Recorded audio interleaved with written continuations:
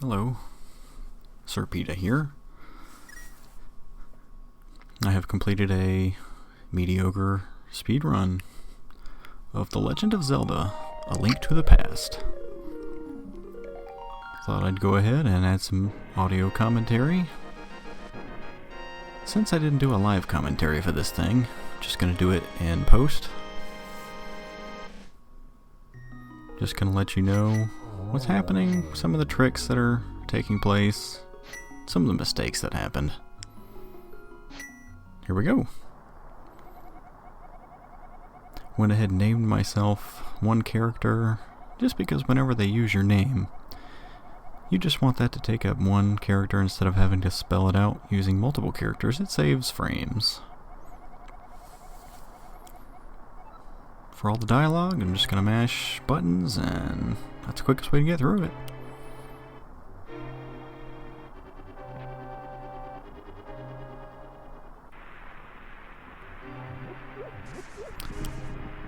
We're gonna chase down our uncle. He started this quest without us. Let's see how far he got. How far do you think he got? He was gonna go rescue Zelda. Do you think he did that? Do you think he beat Ganon? Maybe he already did it for us. Welp. He made it this far. Don't even know why he died. Maybe he fell down and broke his legs. Who's to say?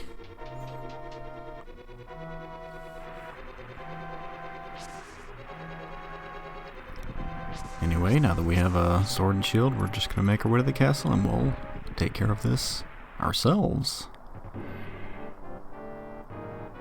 Not a whole lot of technical stuff to talk about. You'll notice my movement's kind of weird, like I don't move diagonally so much as like jittering to the side. It just has to do with Link's walk cycle. It saves frames. I wouldn't worry about it too much. There's our first minor trick. We're gonna screw it up, so what we're gonna do. That sword spin was supposed to hit that guard twice. It would have saved me about a second and a half if I had not screwed it up. This early in the run, I don't really like to reset. So I just kind of keep going if I'm not making any just critical mistakes.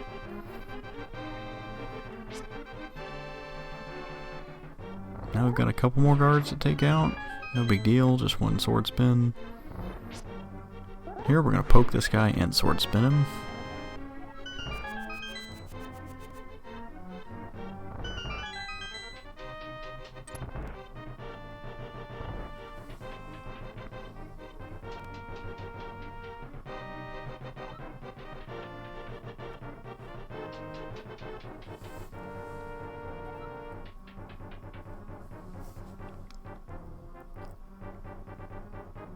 And we come across the dungeon master. No big deal, just keep swiping at him. He usually doesn't hit you.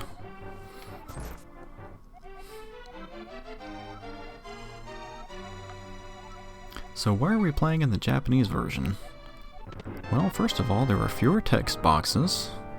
So that right there saves lots of time. How many seconds or minutes? I don't know, ask somebody else. Just know that it saves time. Even more importantly, there are some glitches that are available in the Japanese 1.0 version of the game that are not available in later versions. And I'm going to use some of those, but not all of them, because as you can see, this is the no major glitches any percent category. So some things are off limits. You won't see those here.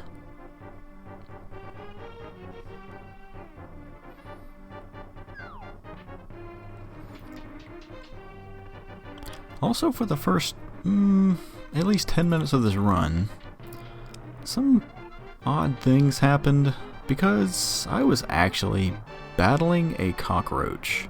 It was crawling on my desk. I blew it off the desk. It hit the floor. It just trolled me for 10 minutes. I was contemplating just stopping the run to take care of it.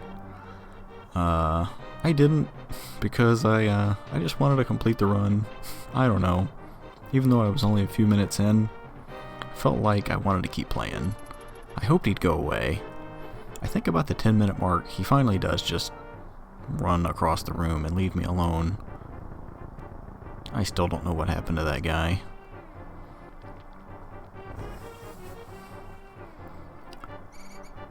So now we've got Zelda. We're just gonna escape Hyrule Castle together. Not a whole lot to say. We're just gonna try to swat things out of the way. No need to kill all this stuff. Just want to get through. Using the boomerang is slightly faster than swiping the sword. Also, some of these enemies just take more than one hit. So stunning them with boomerang is just smarter.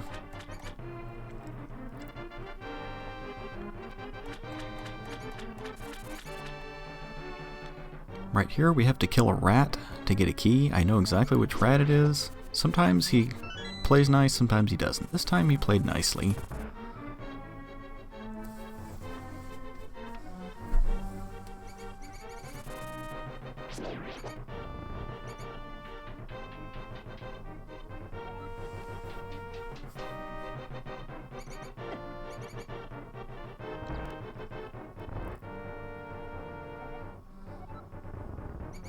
I avoided a text box as soon as I came into the room. All you have to do is hold right to avoid a text box. It saves a couple of seconds. Every speedrunner knows about it.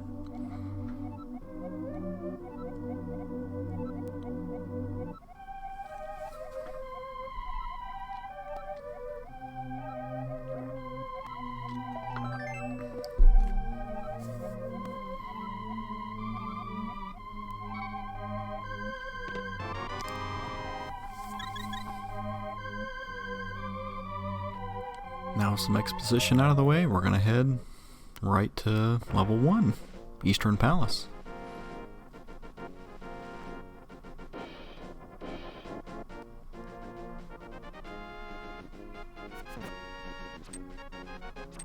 Wasn't supposed to get caught on that wall. That caused that guard to catch up to me, so I had to boomerang him. Probably lost half a second. No big deal. Again, this is just the part of the run where I was very distracted by that stupid bug. So some strange quirky things occurred that never happened to me, but as this is my personal best, I can't really complain too much.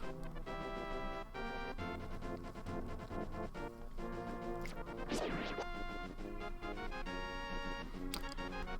can see at the bottom of the screen my input.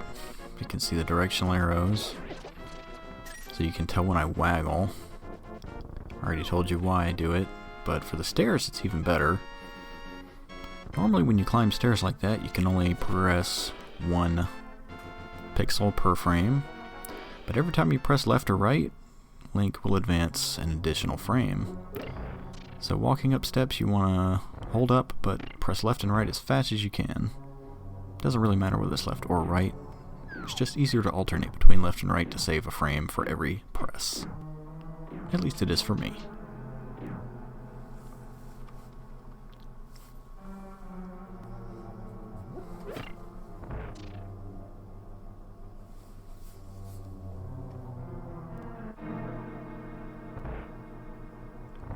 In here there are some invisible enemies I have to take out to make the door open. If I just throw a pot right there and right there, voila, they're gone. 2 more enemies would have spawned in that room if I had tried to do it in the traditional fashion.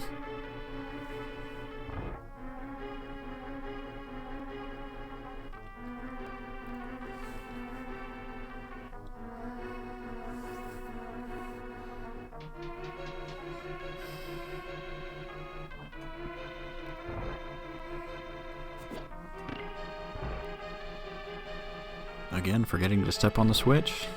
I was distracted, what can I say?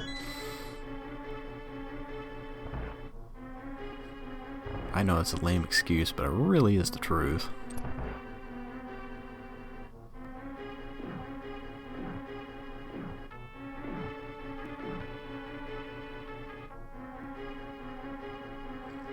So right here we need to pick up this bottle and step on a switch. can use our invincibility frames to do that. That saves you from having to defeat all the enemies in the room before you press the switch. That would take a long time. And we're trying to go fast here. Grab some arrows under these pots for later.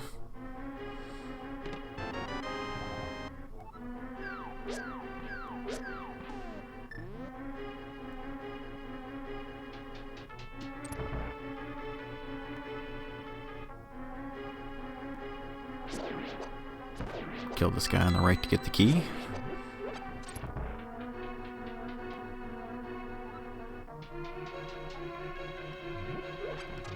Pick up some more pots to get some more arrows.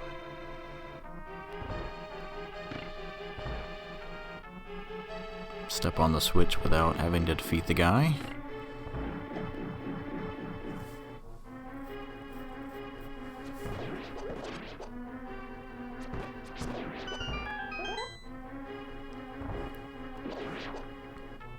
So these red guys troll me a little bit here.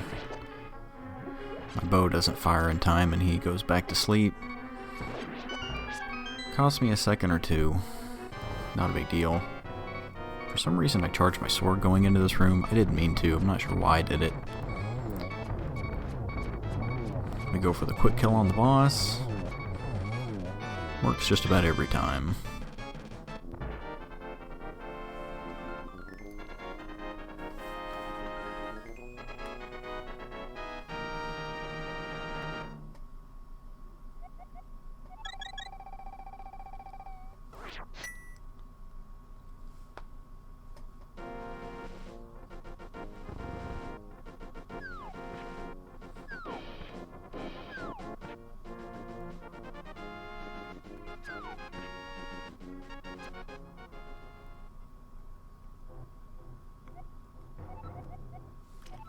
We show Sahasrara over here our green pendant we earned, and he'll give us the best item in the game. Pegasus boots. That lets us go fast.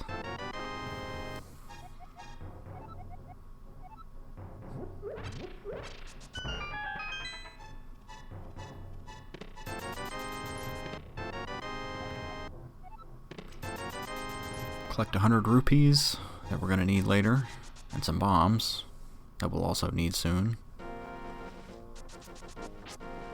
So here's another trick. This is only available in the early versions of this game.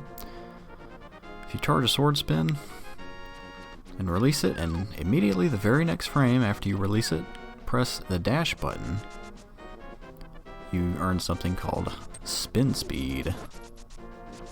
That allows you to walk at the same pace that you would dash. The caveat is you need a pair? You just need a set of stairs. That's what I meant to say. I'm going to use that trick several more times during the run, so maybe I'll explain it again better next time.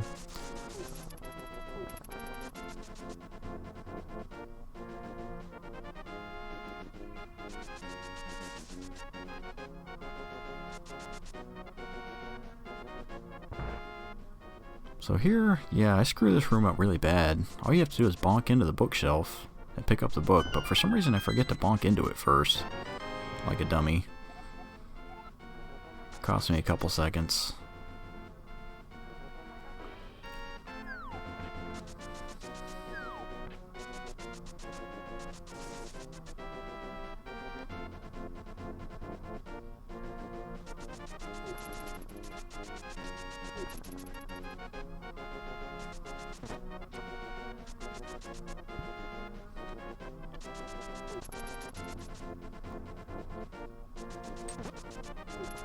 Now that we've got the book, we're just going to make our way to level 2, Desert Palace. Just trying to get some good, optimal overworld movement.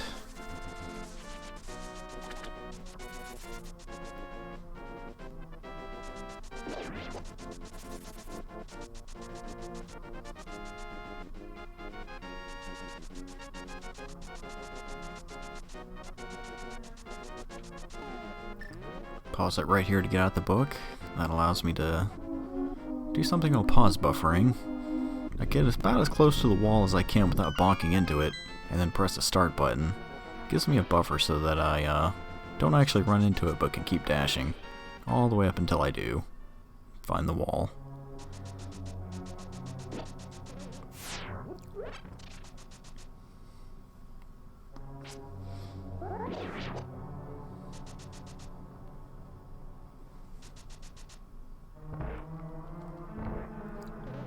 Here you bonk into the torch to make the key fall, but you don't really have to bonk into the torch. You just have to touch it with your dash and then bonk into something with that dash. It actually saves time to just brush up against the lamp thing and then hit the wall and then pick up the key. A very long-winded explanation for something that saves maybe half a second.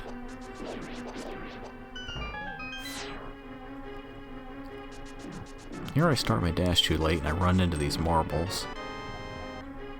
It's a darn shame.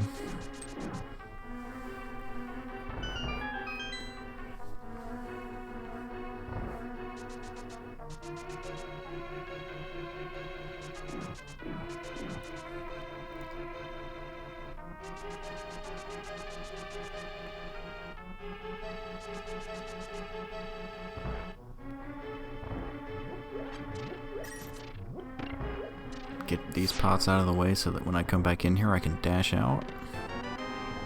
Grab the power glove. It's so bad.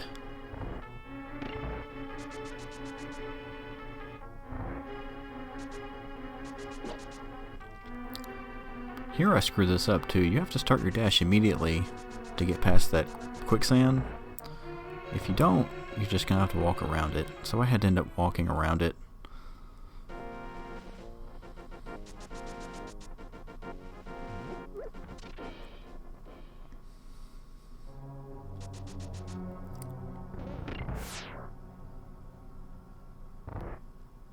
A little sloppy there, but no big deal. I don't sweat the small stuff. Things that cost 1 second, half a second. I'll admit they add up over a hour and a half run, but big picture here, let's just stay focused, right? All those things wanted to get in my way. I had to sword slash pretty much all of them.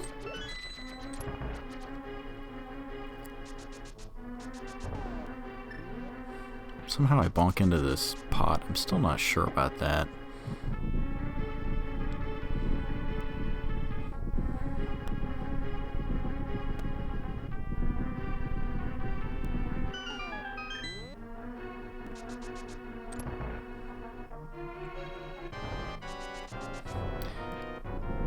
I hate land molas.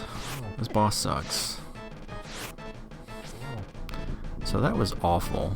But then they spawn in such a way that I just get to unload on them, and it's glorious. So this fight started off horribly, and ended nice.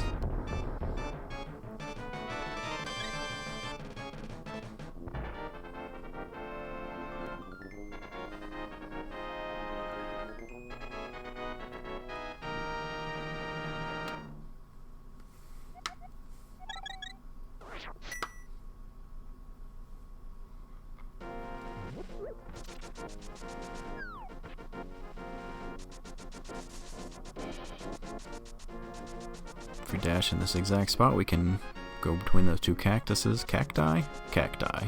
Yeah.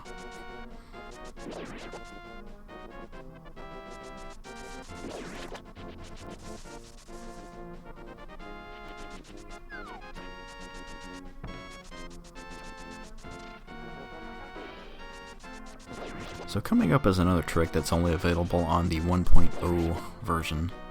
We're going to go swimming without the flippers. That's the setup for it. I screwed it up, so I have to back up and try again. Basically, if you can hop into the water and then the very next frame cause a screen transition, the game forgets to check if you have flippers or not. So you get to go swimming. So I use that portal to teleport all the way across the world and get where I want to go.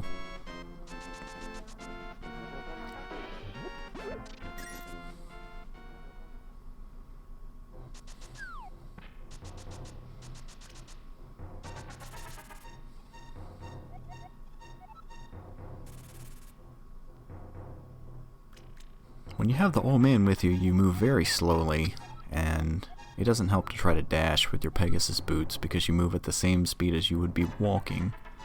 So there's no point in trying to dash with him.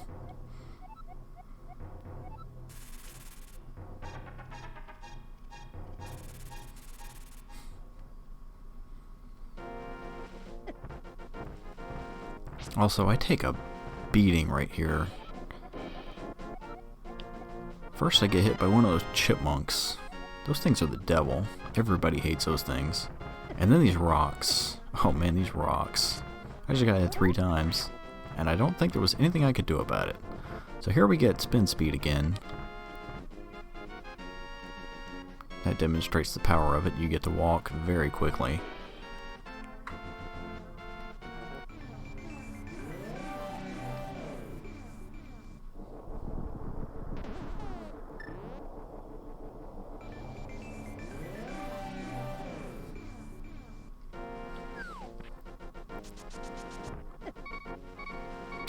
So I get hit by this guy and I'm down to half a heart. At this point I'm sure the run is over, but I just sit up in my seat and buckle down and I say, you know what? I'm gonna do this thing.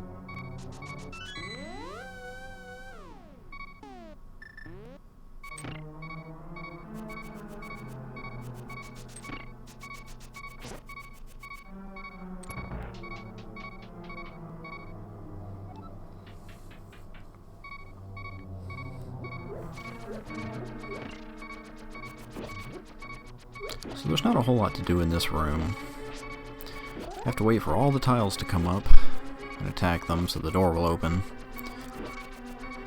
I decide not to get too creative, and I just kill all the tiles because I really don't want to get hit, which would obviously result in a game over.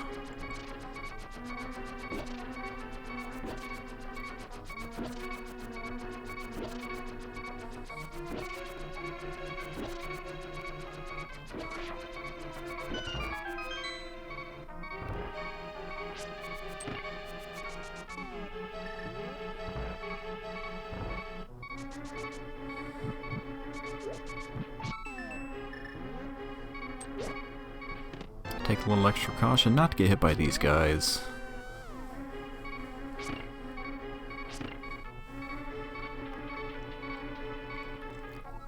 So this room's pretty cool. With some well-timed sword slashes, you can knock this guy in the pit and hit the switch at the same time. And then just kill those guys with the pots. Luckily that guy drops a heart. That comes in real clutch.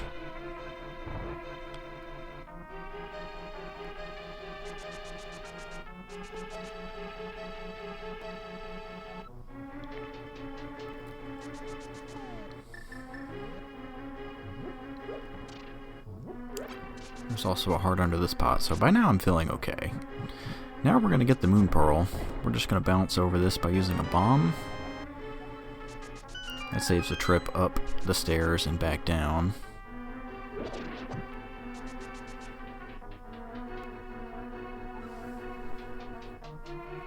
Right here we can dash behind this bouncy thing. I forget what it's called if we stand in a certain spot.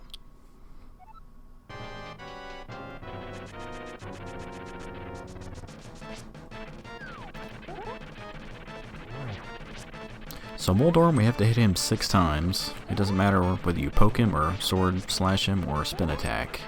With the fighter sword, it's 6 hits.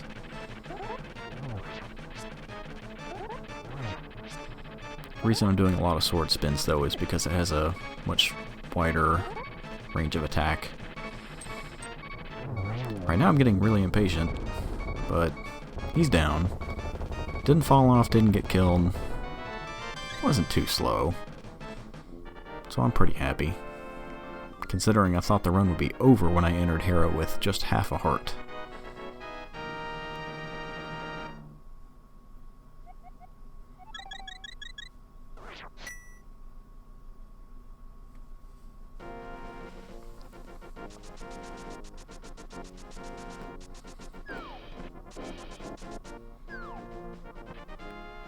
Now we're just going to make our way to the Lost Woods and pick up the Master Sword.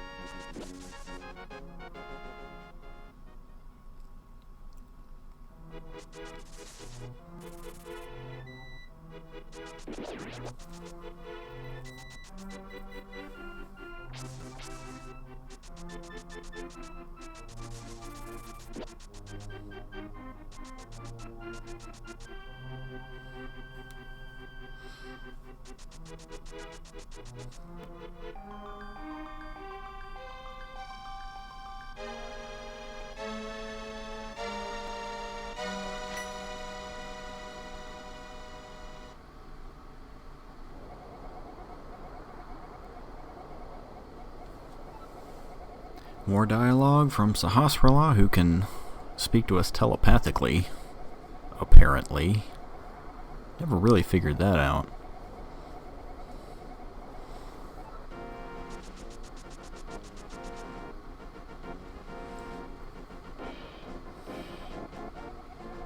And so can Zelda, because this is Zelda's dialogue, telling us to come save her. Again.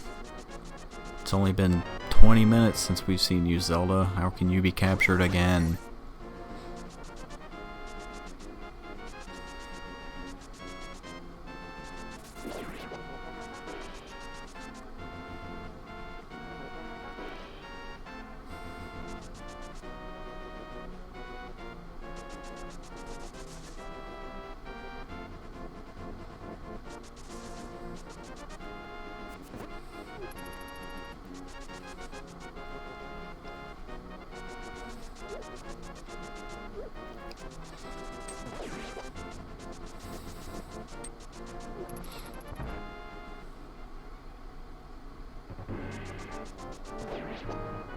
So this time we head even deeper into Castle Hyrule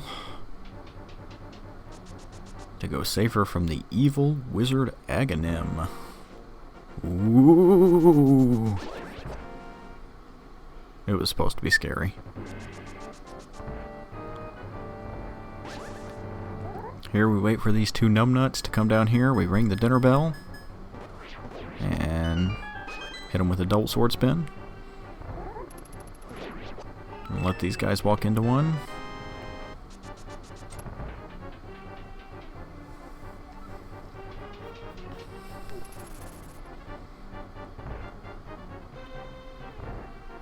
I personally hate this room.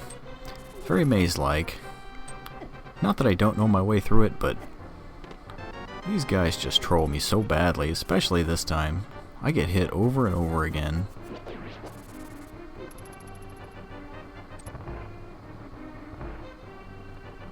And it's not quicker to kill the guards. It's quicker to boomerang them. But all my boomerangs were being blocked by the other obstacles in the room. I got through it.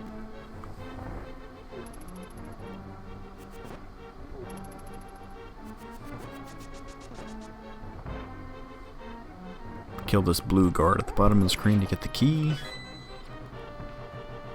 Take some more damage, because I am taking a beating. My hearts don't matter too much in here, luckily. Because Aghanim is not really a boss, he's a joke.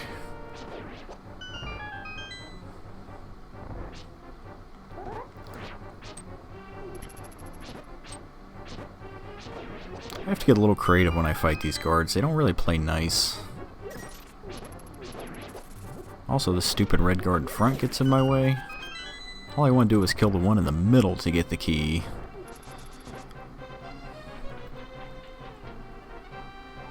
So climbing this has been a little iffy, but again, not going to sweat the small stuff.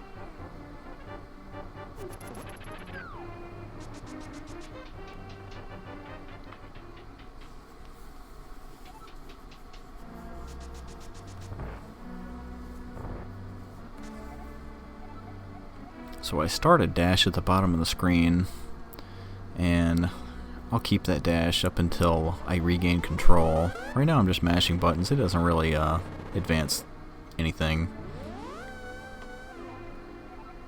Now it does, because there's actual dialogue.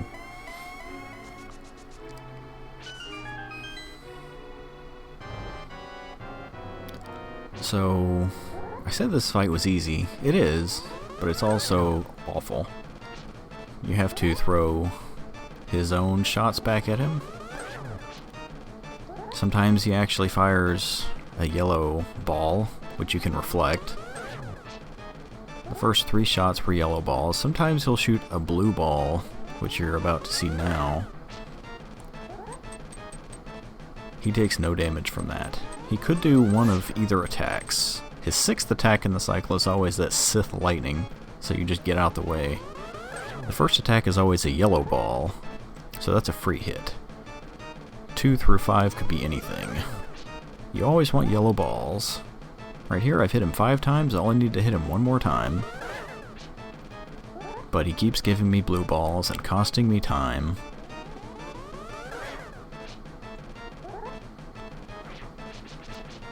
All the extra blue balls probably cost me 20 seconds. Hence the sword slashes of frustration.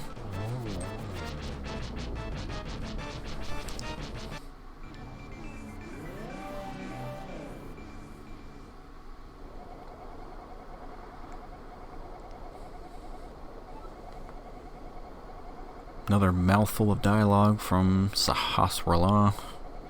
Then we get to start the Dark World. Dark World is very dangerous. Everything does a lot of damage now.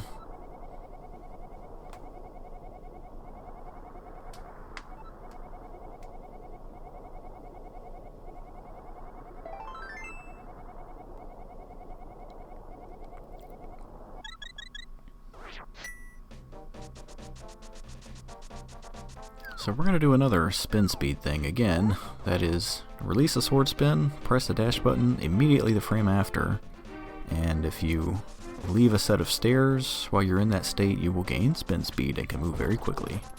You lose spin speed as soon as you take damage or leave the screen.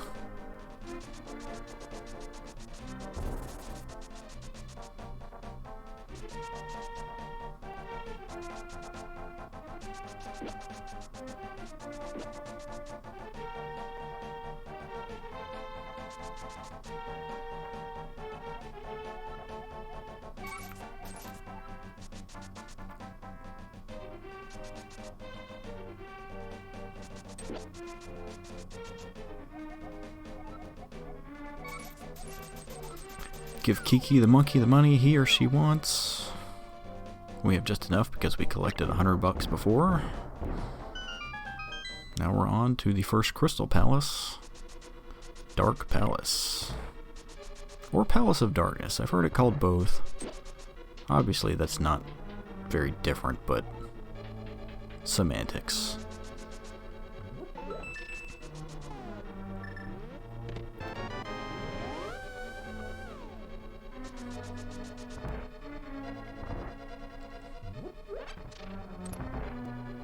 We get to skip a lot of this dungeon. A lot of it's just fluff.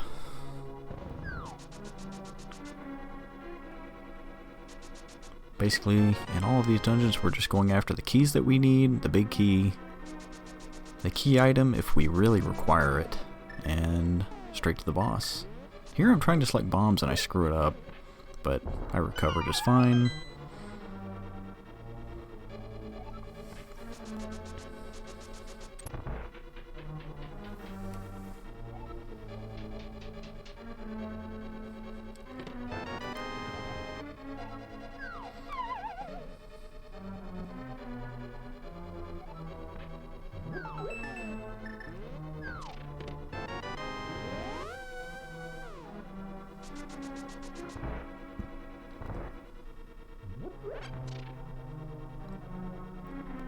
So now we're going to head straight to the big chest.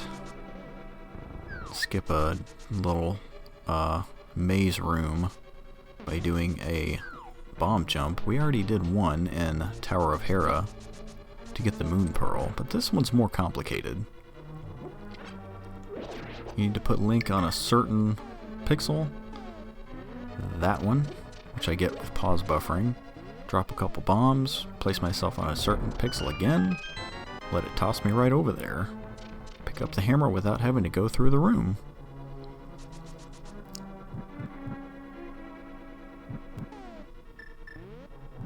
steal this key from in here.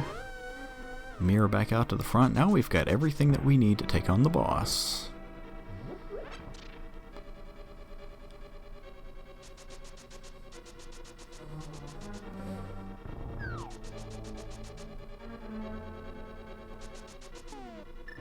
Here we can skip this room by fitting an arrow right through that little spot. Otherwise you have to go all the way around and hit that switch and deal with those annoying enemies. Who wants that?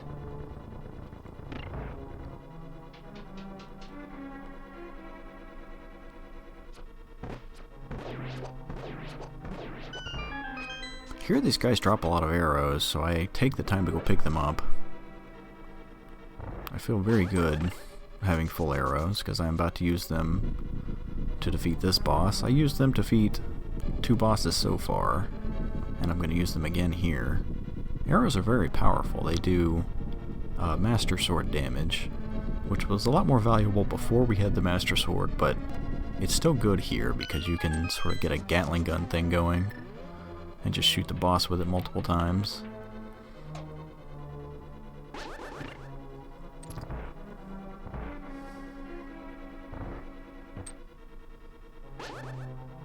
Here we enter a room with a bunch of those turtles. With that very specific sequence, we can get the quick kill on them.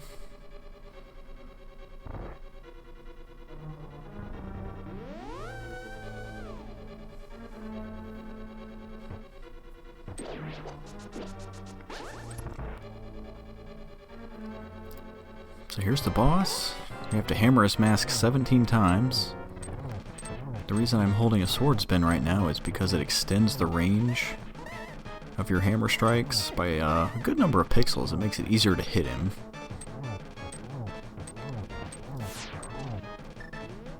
So now we get out our bow and we start trying to lay into him, but he won't sit still. He's being a real jerk. Right now I'm pretty angry, so I just start sword slashing him until he's dead. Not a very good fight. Probably lost 5 to 10 seconds there over what I can normally do.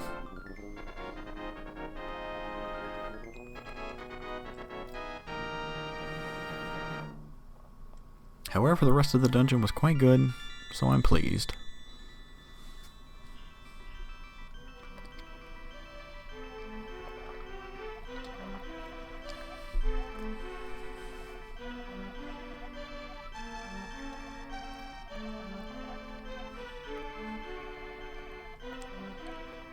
Every time we get a crystal, we see a maiden. All of them have a whole lot to say.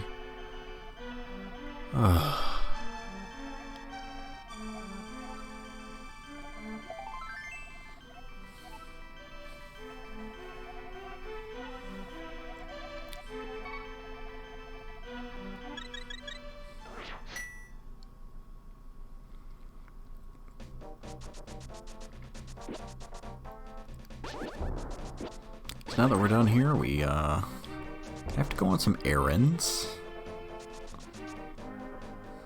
Obviously, first we have to get out of this area.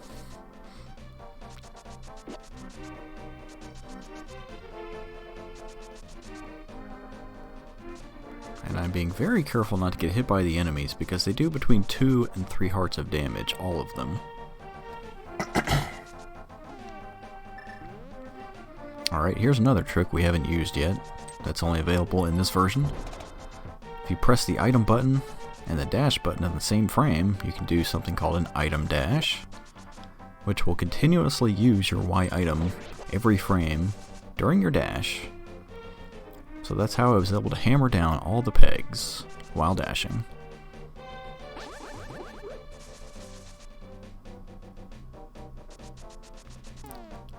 So the first order of business is to go collect the shovel from this guy so we can get the flute. Flute is required.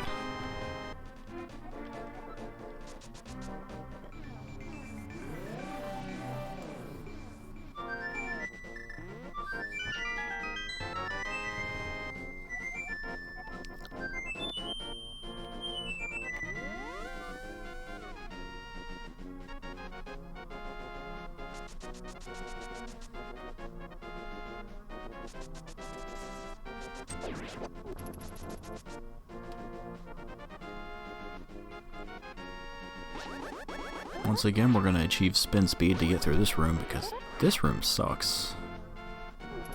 This red guard, he's a big troll, but we can just run right past him. Now we're going to get some items that are not necessary. I'm going to pick up a bottle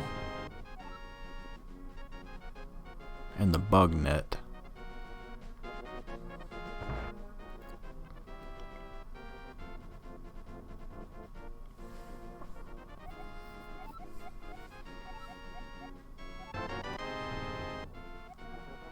Combined with the magic powder that I'm going to get soon, I can now collect fairies, which is just a safety net. Play the flute for this weather vane here. Activates our flute and gives us Swag Duck, who will take us around the map.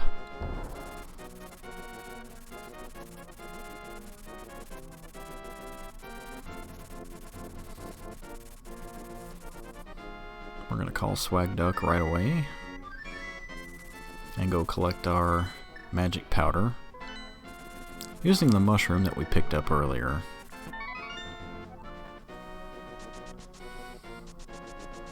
Have to leave the screen and come back in order for quote-unquote time to pass.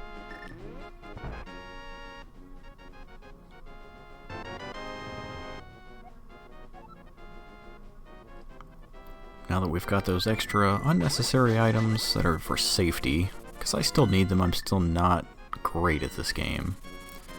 Need that safety net still. We continue on to level 4. Yeah, I know, we just finished level 1 in the Dark World. We're gonna go to level 4 next, deal with it. These cards really want to get in my way. I just have no choice but to kill them.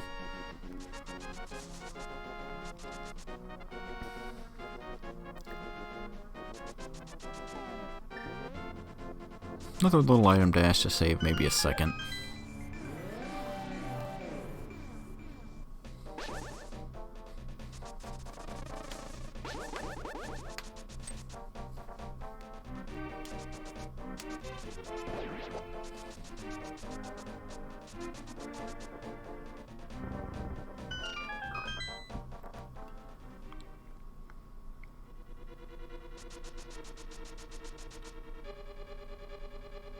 Here we are, level 4. We don't get to skip a whole lot of level 4. It's not a very big dungeon after all.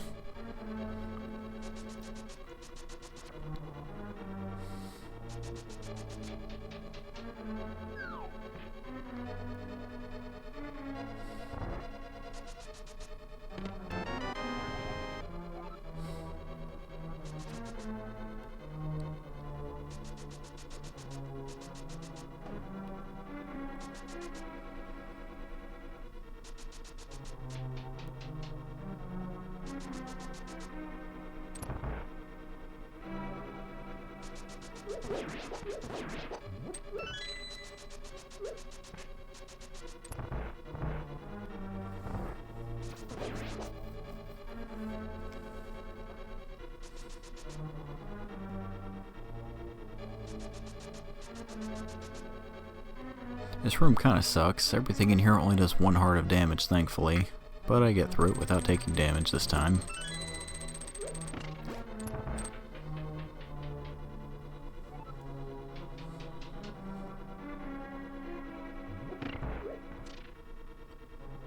These green gremlins do 2 hearts. Pretty sure I get hit by 1.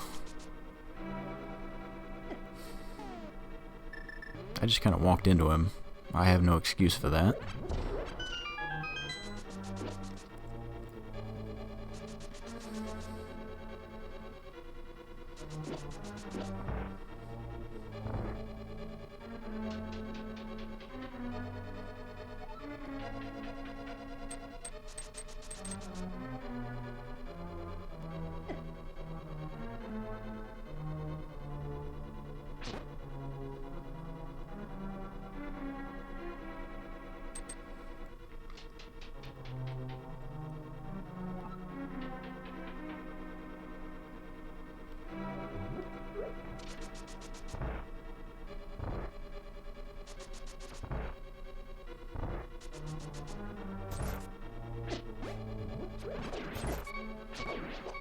Here these guys won't leave me alone, and right now I'm not feeling good.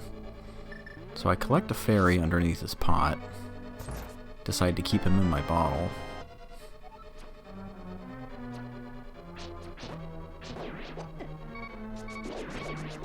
I didn't notice that before, but it looks like that projectile went right through me. I don't know how that happened, but I am grateful. However, yeah, I'm down to 1 heart. Not feeling good.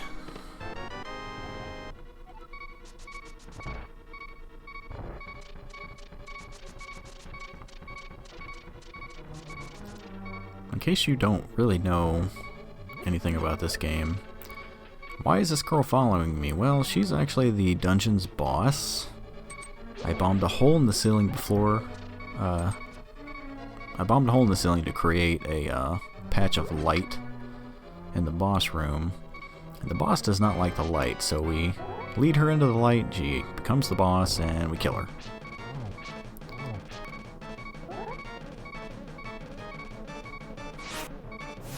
I had 2 hearts, I'm not feeling good. I already take a hit. Pretty much know I'm gonna take damage and die.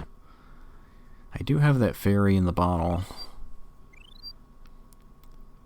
That sequence of having to be revived takes about 10 seconds. So that's an unfortunate time loss. There's really no excuse because this boss does the exact same thing every single time. And I just don't really have the pattern down yet. You should never take damage here. I've just been too lazy to learn it properly. I've always been able to get by taking 1 or maybe 2 hits. Here I got caught with my pants down because I lost so many hearts in this dungeon. So I paid the price.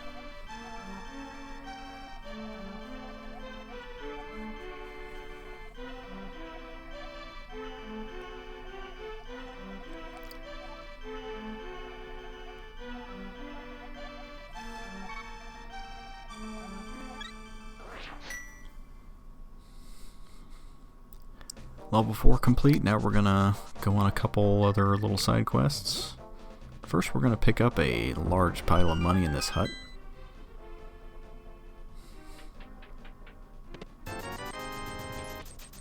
$300 smackaroos. We're gonna pick up another 300 later. We need to pay 500 rupees eventually for the flippers that allow us to swim. Legitimately this time. We help this frog buddy out. Everybody in the Dark World has a corrupted form. We don't because we have the Moon Pearl. So this little fella has unfortunately been turned into a frog. He wants us to help him to get home. Fortunately, I know just where he lives. He's only a couple screens away. I take him to go see his little gnome friend. Why am I doing this? Well, because they're going to give me a shiny new sword. We're going to upgrade the Master Sword to the Tempered Sword. It does twice as much damage as the Master Sword.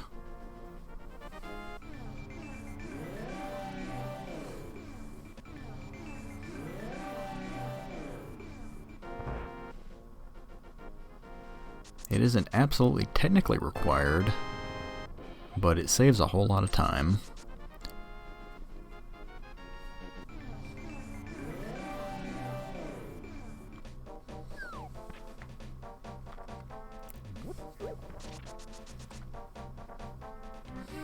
Now we're going to head to level 3. On the way we're going to grab that other 300 rupees. With that we'll have all the money we need to do everything else in the game.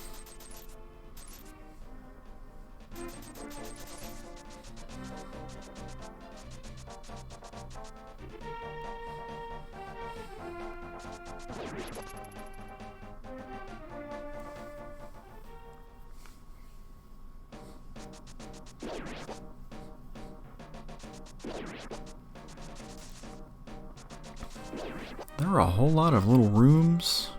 This is a confusing dungeon if you've never played the game before. Fortunately, we know exactly what we need to do.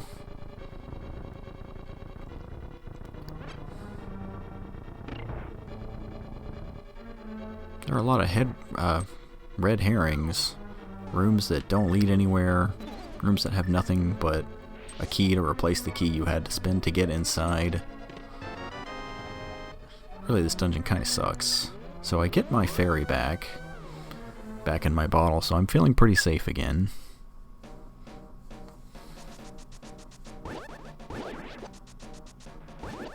I make sure to swat these guys out the way because they do 2 hearts of damage.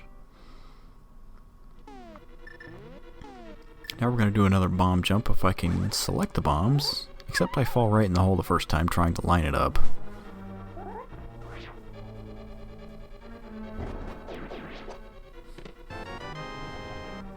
Grab the fire rod. Now we can just go straight to the boss.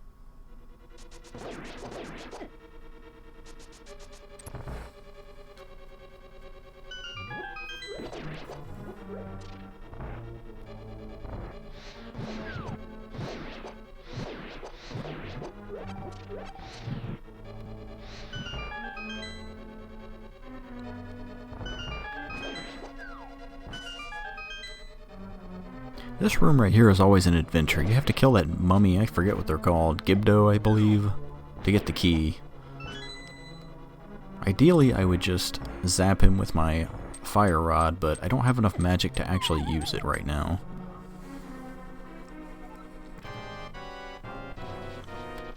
Now we only have to hit this moth 4 times.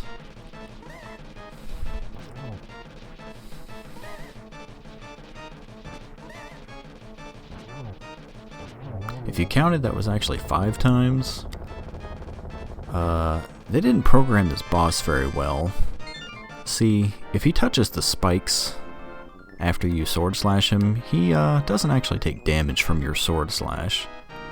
Because they had to program this boss to be immune to the spikes in the room. Otherwise he would just keep flying up against them and he would kill himself. So, if you sword slash him into the spikes, your damage is nullified. So that is a quirky little boss to have to fight.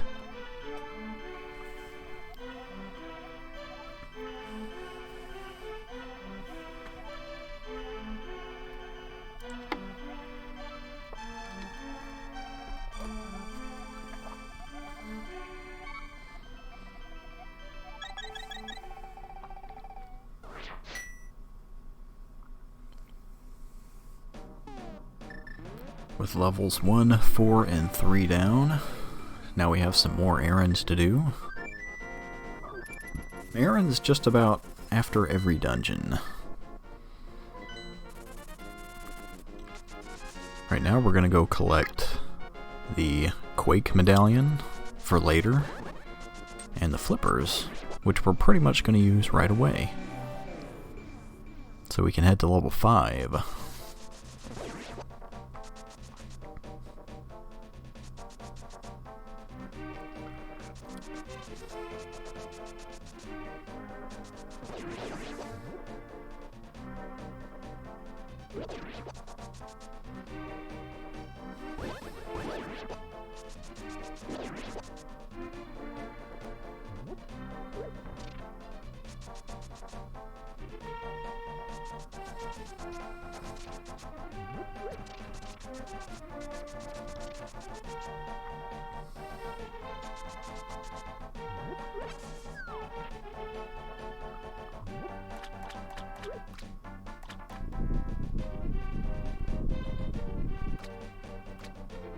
Tossing that rock into that ring of rocks takes off this angling thing, whatever he is, anglerfish? Who knows?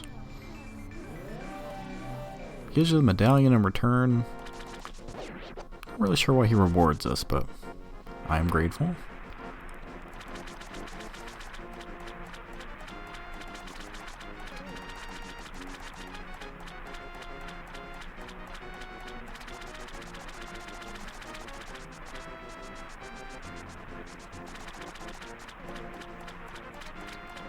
Can't do anything about this deep water. Can't walk in it. Can't swim in it yet. Just have to go around it. Pay Zora his 500 rupee asking price for the flippers.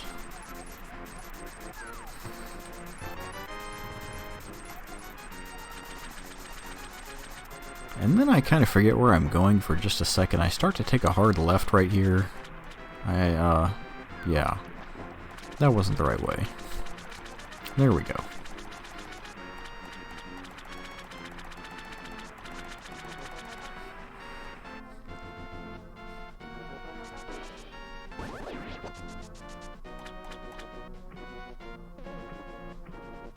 Conveniently, this little whirlpool teleports me right in front of level 5.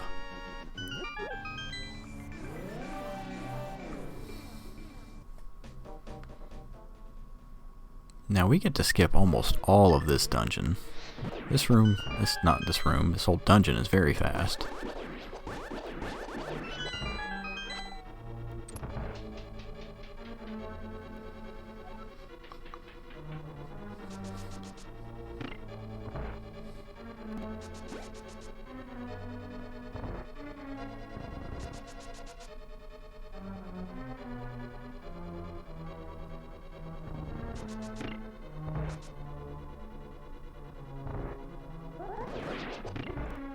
Sword spin these guys just to get rid of some lag.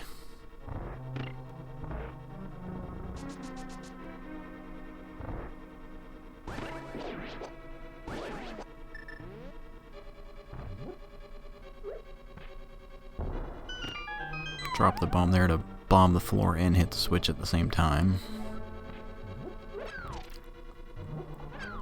Cool little sequence here to kill both these guys with one bomb.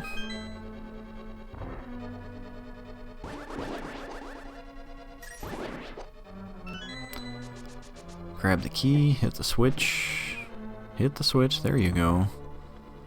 Now we get to do another tricky bomb jump. Have to line it up just perfectly. And there we go. Sword slashes because I'm pretty excited. I got it fairly quickly. Fire Snake pushes me out the way. I have to wait for him. If he knocks me into the pit, I have to do the bomb jump all over again. And that would make me very sad.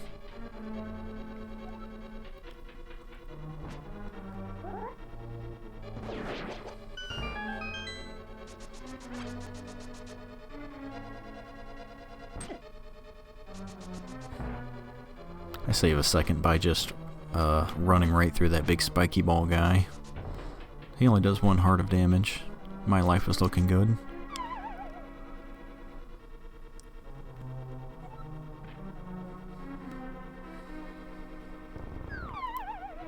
So by doing that bomb jump, we get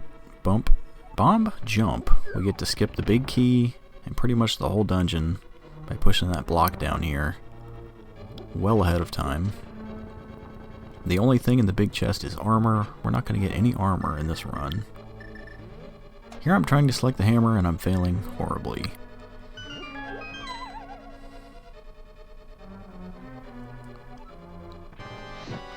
I only have just enough magic to melt the ice around the boss.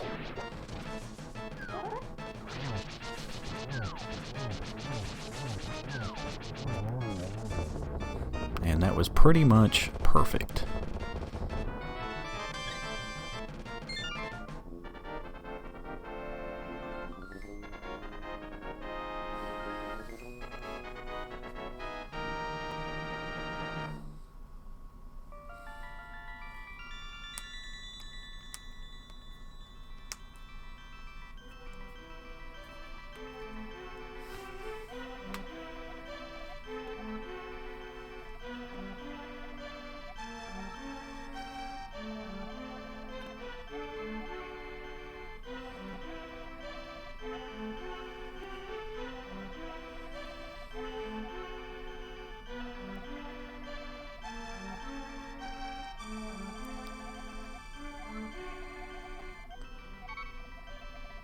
Blardy blardy blah. Finally she's done talking. Now we're gonna go on a couple more errands.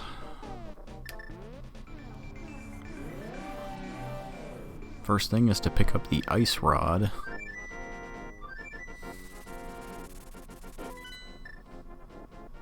We only need that to defeat the level 7 boss, but this is as good a time as any to go pick it up.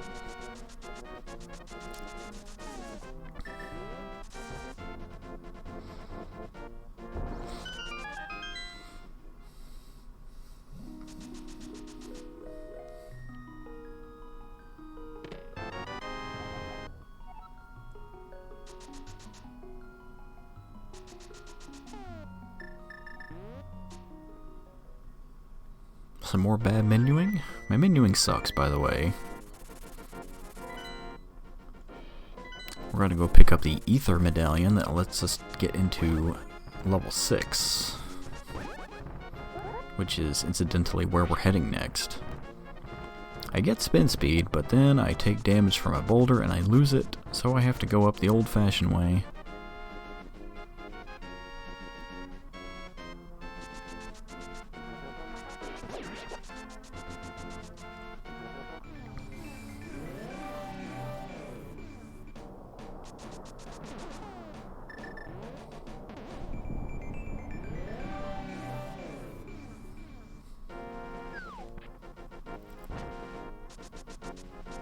All the way up here to see this tablet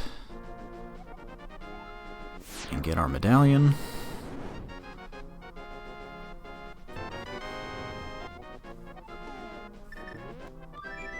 Call upon Swag Duck to take us to level 6.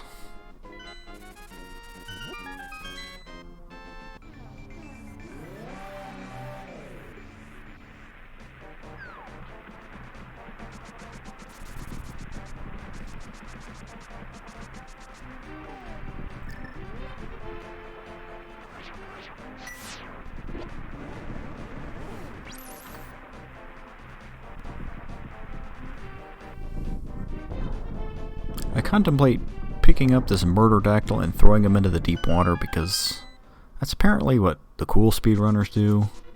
I opt to save a couple seconds. That makes me a total loser.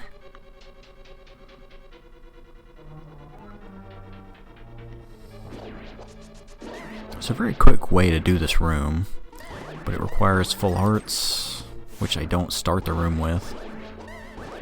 Also, I just frankly don't know how to do it. Looks very cool. Wish I could show you.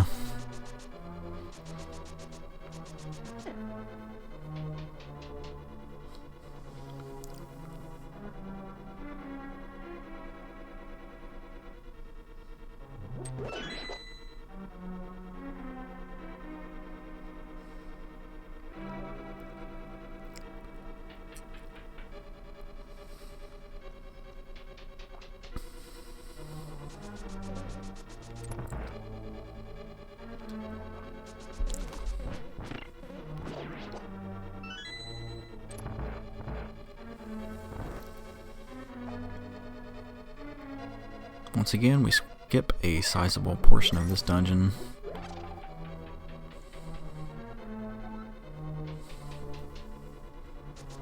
Also, we were able to get in here without the hook shot. I guess I could have pointed that out right at the beginning. Normally it requires the hook shot to get in, but if you just bonk off the rock that's available, you can jump right over the gap instead of hook shotting across that gap. There's another instance in this dungeon where they wanted you to have the hook shot, but we just use the Pegasus boots and go fast instead of hook shotting across a gap. I'm getting a bit ahead of myself. You'll see it in just a few minutes here. Not a few minutes, probably 30 seconds.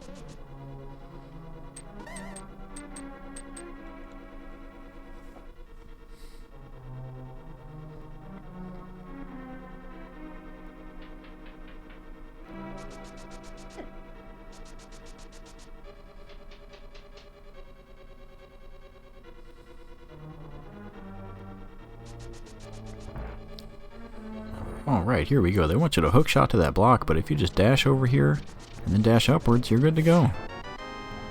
It's not even a difficult speedrunning trick. Anybody could do it.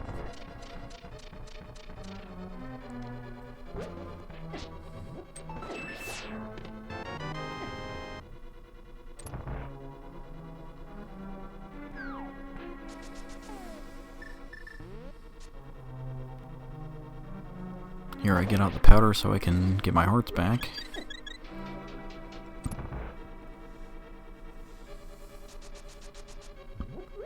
Right now I go collect this magic. I don't actually need it. I shouldn't have gotten it. So I probably wasted 3 seconds picking that up.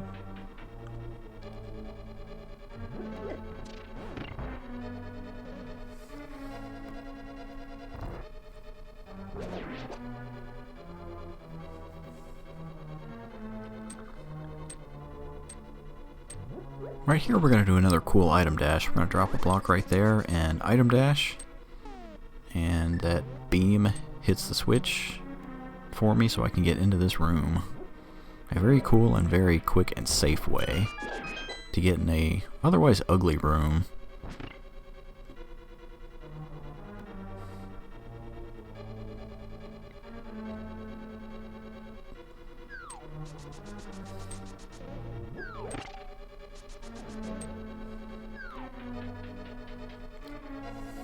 Have to hit that switch just to get through this room.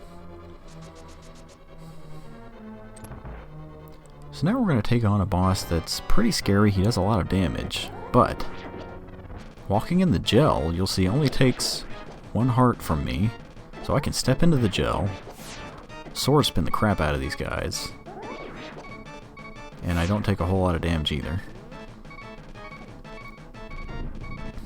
Okay, I say that, but I'm down to 1 heart. That's just how that boss is done. You almost die, but you don't die.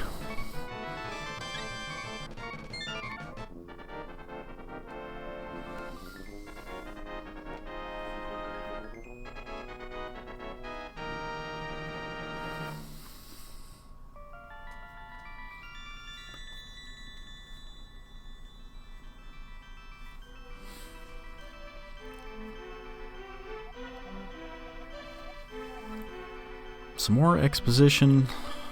Link just ignores it because he doesn't know Japanese.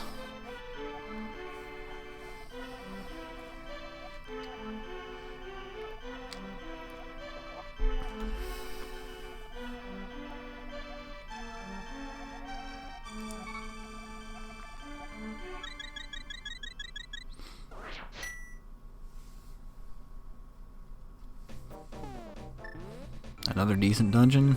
We're still making up more time. You can see over there on the right. Haven't explained what the splits are yet. Red means that you are behind your personal best pace. Green means you are ahead by that much. Gold means you are ahead by that much, but also gold means that's the best you've ever completed that segment of the game. So we had a very good Ice Palace and very good Misery Mire.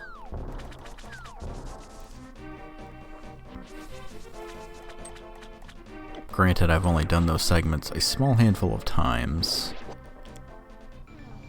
Check the top, it says 3 out of 22 at the top right. That means I've completed 3 runs in 22 attempts. Most of those attempts end in the first 20 to 30 minutes. So I have only actually gone through Ice Palace and Misery Mire, etc. a small handful of times on this particular time card thing. I've actually practiced this game a whole lot, and I've actually erased all my times before back to 0 out of 0. So may not be the fastest that I've ever done it, but it does indicate that it was a job well done at the very least. Anyway, we've now made our way to level 2. Yeah, we're going back a little bit.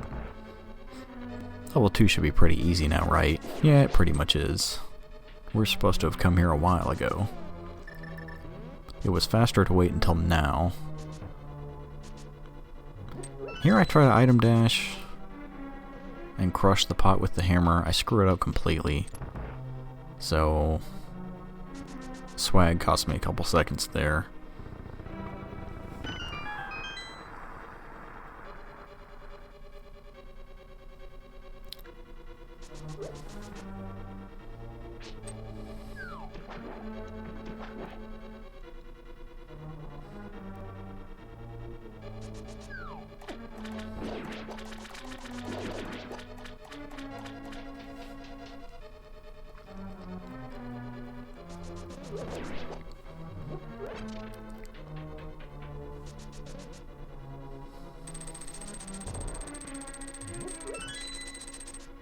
I accidentally bonk into that like a Dumbo.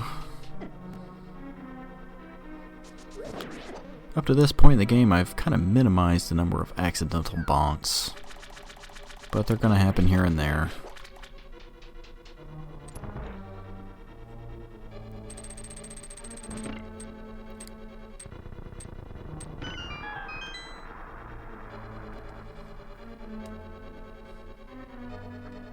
Hitting that switch floods the next room, so I can go swim over the blocks and go collect the big key.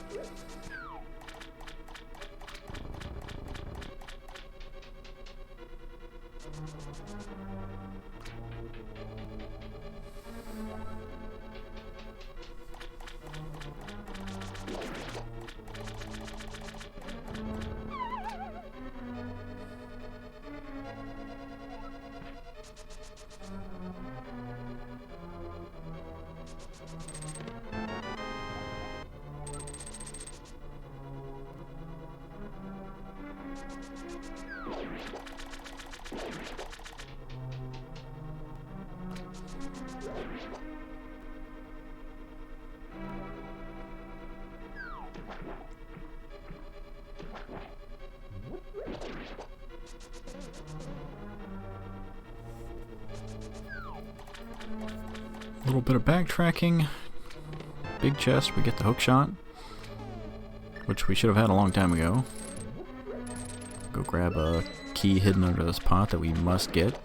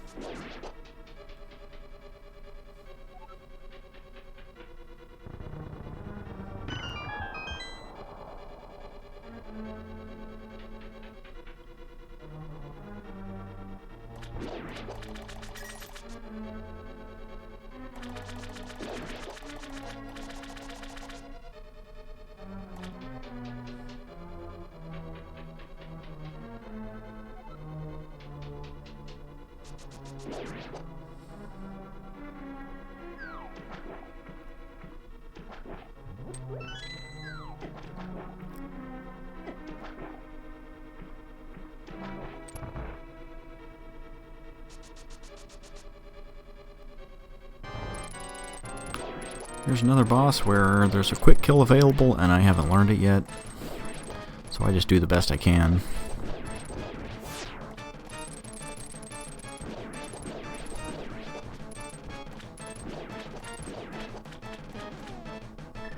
Kind of sucky. I get out the fire rod because I can actually quick kill his second form, and I still screw it up.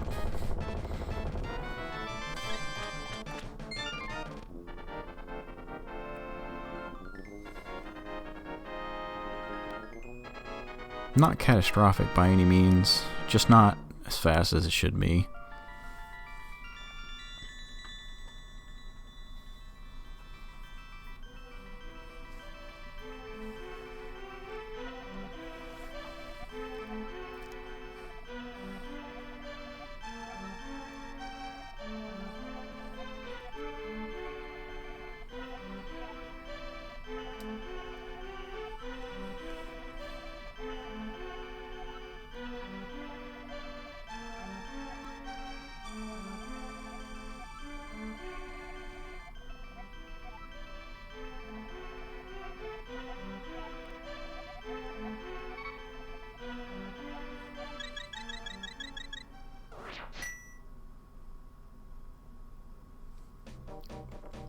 So now we've actually finished levels 1 through 6. Only level 7 remains. But before we go there, we're going to get some silver arrows as I bonk into the wall like a dummy. And the gold sword. Those are optional, but I choose to get them because it makes the Ganon fight a whole lot easier. But I lose time picking up the stuff and I save time in the boss fight. A skilled player would not get these things because it is faster to battle Ganon without them.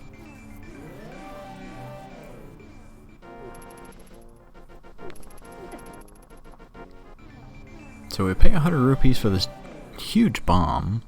I can't dash with it, otherwise the bomb will detonate. I drop it right here. Go ahead and get spin speed so I can run to the door quickly.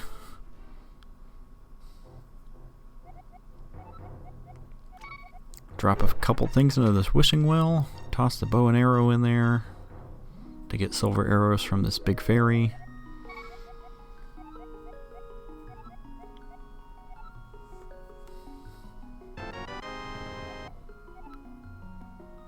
Then we have to wait a few seconds before she lets us drop something else in. We're going to throw the sword in to get the gold sword.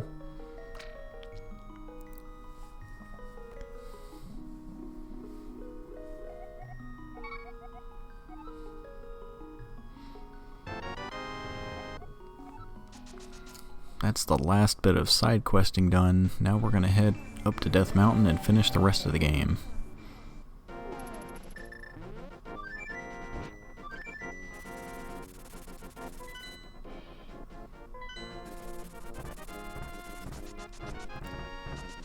So now that we have the hook shot, we can achieve spin speed by just using the hook shot and the boots on the same frame on the stairs instead of having to use the sword spin itself.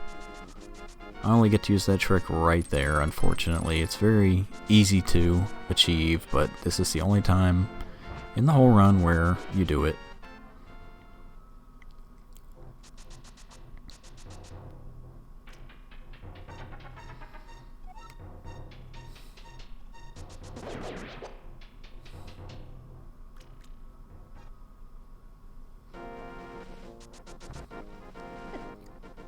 Here I'm very careful with these stupid gophers because they can very easily block your way if you hit them in just the wrong spot.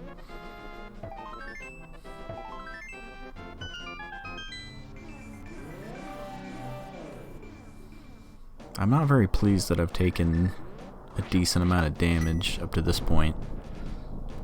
The first part of Turtle Rock here is pretty dangerous, and they don't give you very many hearts in the beginning. The last 3/4 of Turtle Rock, it gives you basically an infinite number of fairies, but not for this first part. So I would much rather be coming in with full health than this. I will show you exactly why very soon.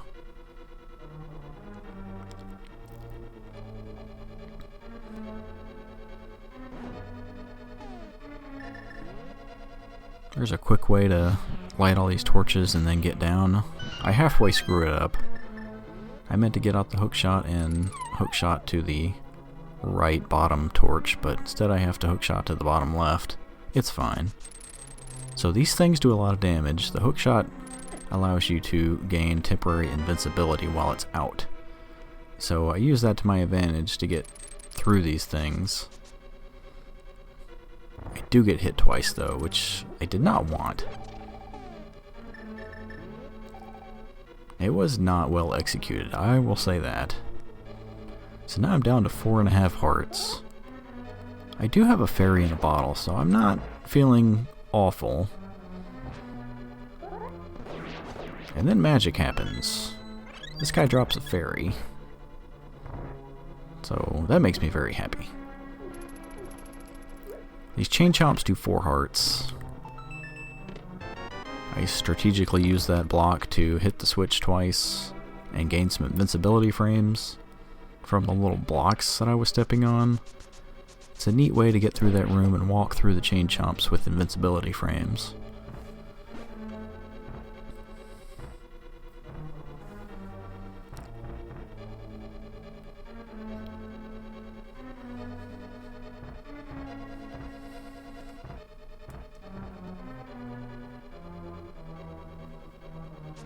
So this room goes very poorly.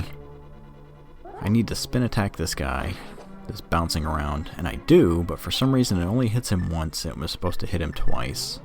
Now I've been turned into a bunny and I just have to wait and then hit him with the fire rod, because now at this point that's the easiest way to kill him.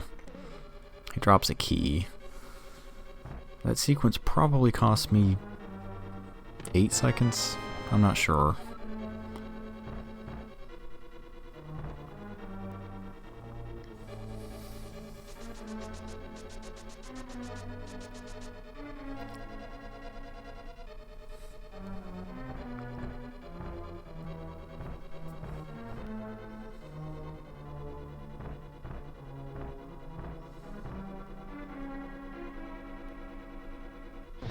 Here I just don't screw around and I go ahead and fire rod the dudes.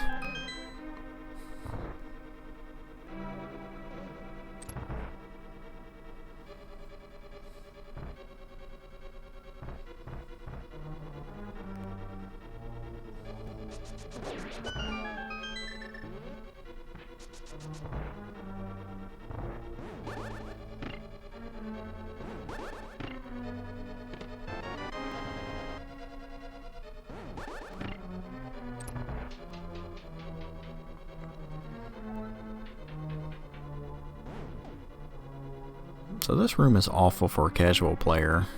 Look at all these little paths that you could take. Man, I did not know how to get through this room when I was a kid. I hated it.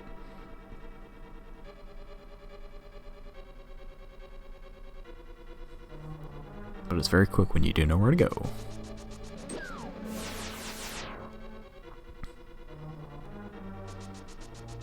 So I need to collect this last chest in the room. There's a small key in it. And then I get knocked off the bridge by that laser. Frickin' laser beams. I'm very careful not to get hit again. This time I jump off intentionally, because it's quicker than walking back up to the door.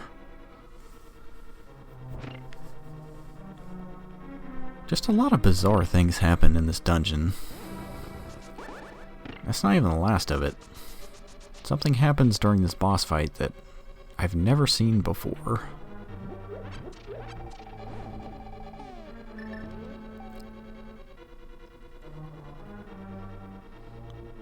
So we're about to battle Trinex. He's basically a gimme. All you have to do is hit this left head with the ice rod and slash him 3 times. 1, 2, 3. And he's not dead for some reason. And now I've really screwed up, because I cannot pause the game while that head is dying over there. So this one's just trolling me. It's just a debacle. I take damage, I'm almost dead. Fortunately I have a fairy, so I'm not feeling scared like I'm gonna die, but it's just a debacle. So I'm very unhappy about this boss fight.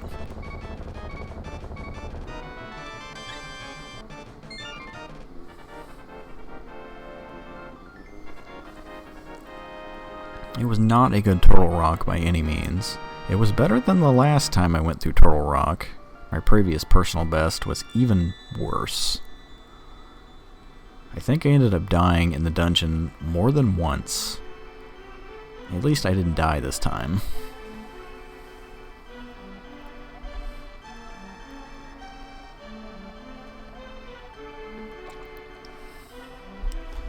So the 7th maiden here, as you can see, is Zelda. It does not mean we've beaten the game. We have to go and defeat Ganon, of course.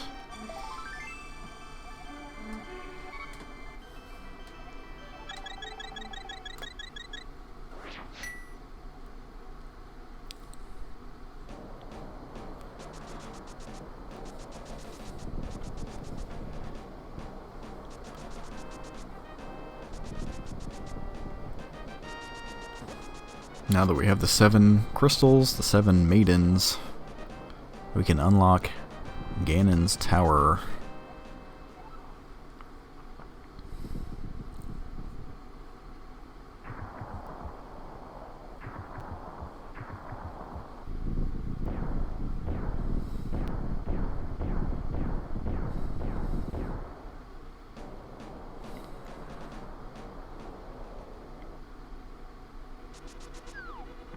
The first order of business in Ganon's tower is to find the big key.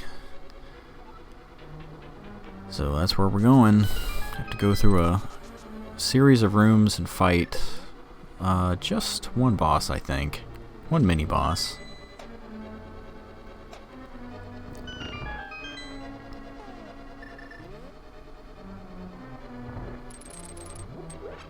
Crafty way to get through this room with some hookshot and some creative bonking.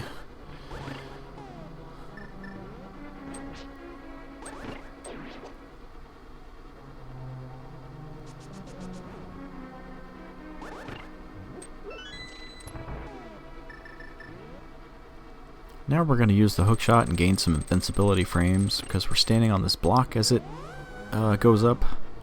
Lets us walk right through the spikes. Again, use the hookshot to gain invincibility so the fire snake doesn't hit us. The hookshot is pretty much the best Y item in the game. Lets you move fast, lets you become invincible when you need it. It's great.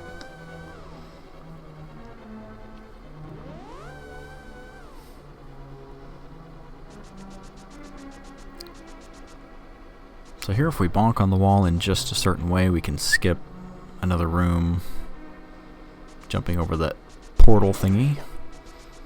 Once again, we're going to bonk to skip a secret little maze thing. We just bounce right over to the finish line.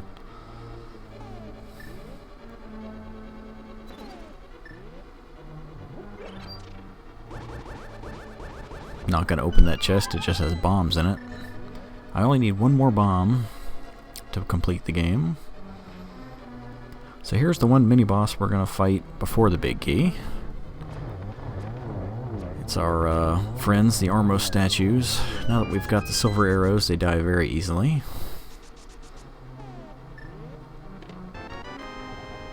There's the big key.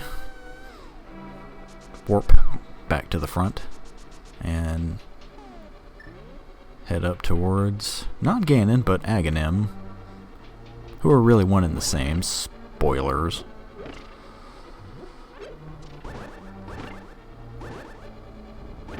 These mimics really get in my way for some reason and make this room just awful.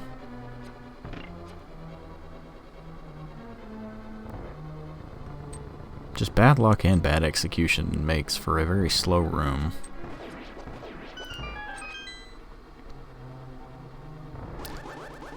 So all of this right now is what they like to call the gauntlet. It's just a series of rooms where you have to kill some enemies to get the door to open.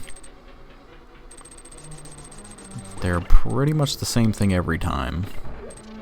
The enemies move erratically, but yeah, you just have to react to that. Right here I jump off the bridge just so I can dash across this. It just lets me move right through those marbles with my invincibility frames.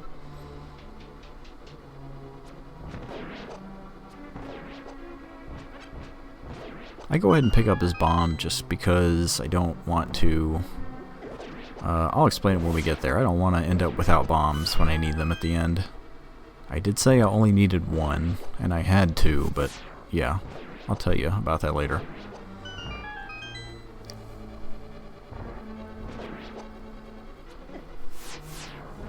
Not doing well in these rooms, by the way, just getting knocked around. This room goes well if I remember right, though.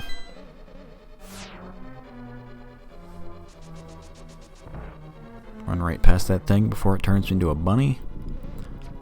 And we refight Moldorm, not Moldorm, whatever these are called. Land molas. They only take one silver arrow. Should have been able to kill them faster than that. Not great. Kind of like the rest of the gauntlet.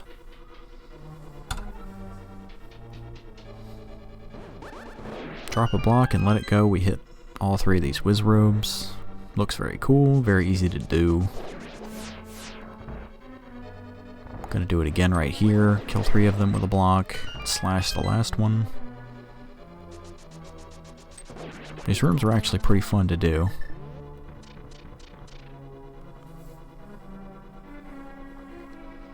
Light all 4 torches to open the door.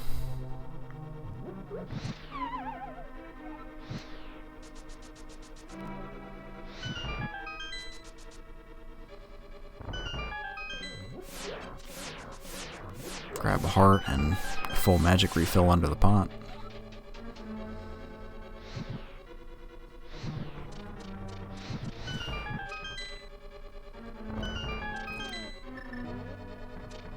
So this room right here is where I need to throw a bomb onto the conveyor. Sometimes it gets stuck in the wall, but not this time. It behaves well.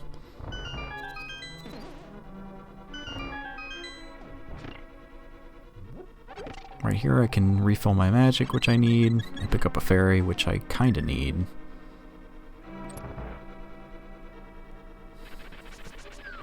And this part really sucks. Moldorm, who we like to call Trolldorm, knocks me off.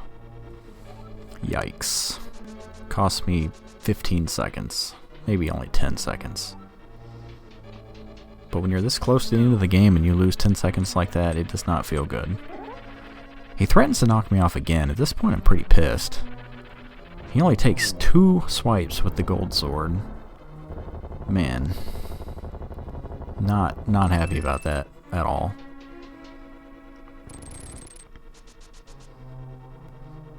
Can hookshot right over the block as it's moving. Could have explained that earlier. As a block is moving, you can interact with it strangely. You can hookshot through it. You can fire a rod right through it. I used that in level 6 to light some torches. Forgot to mention it then. I think that's also only available in the Japanese 1.0. So now we refight Aghanim, except this time it's different. Now he's split into 3. It's pretty obvious which one's the real one. You need to hit him 6 times again. I've hit him 3 times, I think, so far. Pretty good. Hit him with 1 ball the first time, 2 balls the second time, and all 3 balls the third time.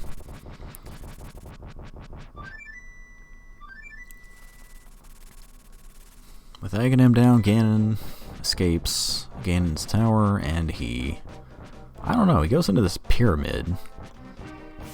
I'm sure there's some reason for that. That's where the final showdown is. With our gold sword and our silver arrows, this is pretty much a cinch. Slash him before he even gets to say anything. Normally you're supposed to let the bad guy, give off his exposition or dialogue before you attack him. You only have to attack each form 6 times to move on to the next round, so it would be redundant to keep hitting him. Right now we're already in the 3rd form out of 4. You only have to hit the 3rd form 4 times.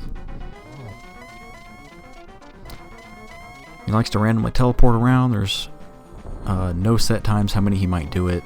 He behaves in this run and doesn't teleport very much at all, so that's very good.